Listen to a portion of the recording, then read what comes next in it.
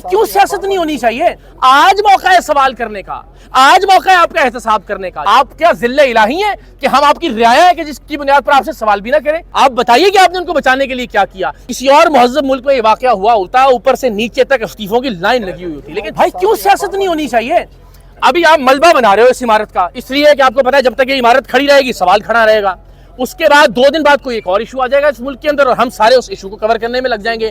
آج موقع ہے سوال کرنے کا، آج موقع ہے آپ کا احتساب کرنے کا، یہ موقع ہے آپ سے پوچھنے کا کہ بتائیے کہ جو لوگ اندر جل مرے ہیں آپ ان کے قاتل ہیں، آپ بتائیے کہ آپ نے ان کو بچانے کے لیے کیا کیا، یا آپ نے اس طرح کی اور عمارات کو ہم آج کے کور کر رہے ہیں اس طرح کے واقعات کو۔ سانحہ بلدیہ ٹاؤن سے لے کے آج تک جلی ہوئی لاشیں دیکھتے آ رہے ہیں اس ملک کے اندر اور لوگوں کو رپورٹ کرتے چلے آ رہے ہیں۔ یہ سلسلہ تھمے گا کب؟ یہ آج کرنا ہے سوال۔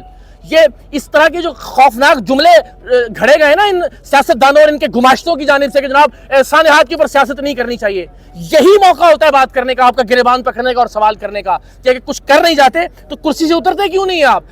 کسی اور مہذب ملک میں یہ واقعہ ہوا ہوتا، اوپر سے نیچے تک استعفوں کی لائن لگی ہوئی ہوتی، لیکن چونکہ آپ بھیڑ بکریاں ریوڑ ہیں، ان کو پتہ ہے کمال یہ ہے ایک دیوار کا رستہ ہے درمیان میں۔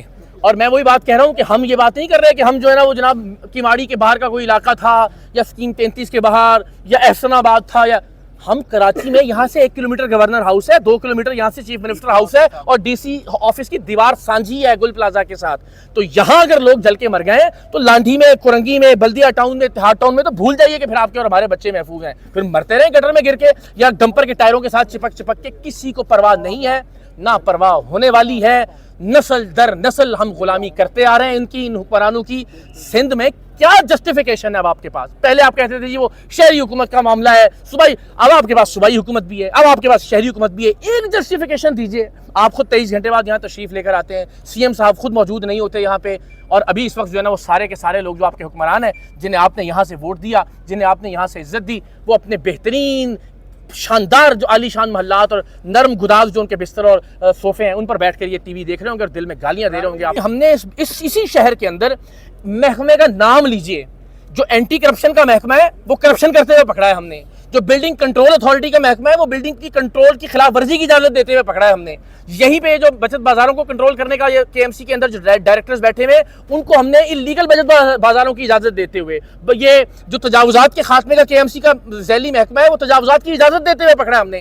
اسی ملک میں پولیس والے پکڑے ہم نے جو منشیات کی، شراب فروشی کی، جسم فروشی کے اڈے کھولنے کی اجازت دیتے ہوئے رنگے ہاتھوں۔ تو جب وہ لوگ جن کا کام ہے، ہم نے ٹیکس پیسوں سے یہ تنخواہ متعین کی ہے کہ بھائی یہ کام روکنا ہے، وہ وہی کام پیسے لے کے ہفتہ اور منتھلی لے کے کروائیں گے تو پھر یہ سانحات ہوتے رہیں گے۔ اسی لیے میں کہہ رہا ہوں، اور چونکہ سب اوپر سے نیچے تک پورا یہ نیکسس ملا ہوا ہے تو یہ معاملہ رکے گا نہیں کبھی۔ سانحات کے اوپر کھڑے ہو کے سوال ہونا چاہیے، بالکل نہیں دبنا چاہیے اس بکواس بات سے کہ جناب سانحات کے اوپر سیاست نہیں کرنی چاہیے۔ کب سوال کریں آپ سے؟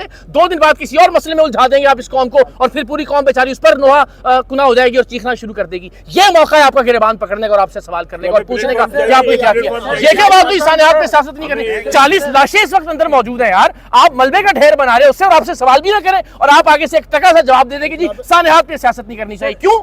آپ کو کس چیز کے ٹیکس کے پیسوں سے ہم نے اتنی عمارت، اتنی دولت، اتنا شاہانہ پروٹوکول، آپ کے عالی شان محلات، آپ کے آگے پیچھے ہوٹر بجاتی ہوئی گاڑیاں، آپ کے دفتروں میں لگے ہوئے کروڑوں روپے کے فرنیچر، فانوس اور جو آپ کے ایئر کنڈیشننگ سسٹم ہے، کس لیے دے رہے ہیں آپ کو؟ آپ کیا ذل الہی ہیں کہ ہم آپ کی رعایا ہے کہ جس کی بنیاد پر آپ سے سوال بھی نہ کریں؟ یہی موقع ہے سوال کرنے کا، سیاست پر بات کرنے کا اور ان سے پوچھنے کا۔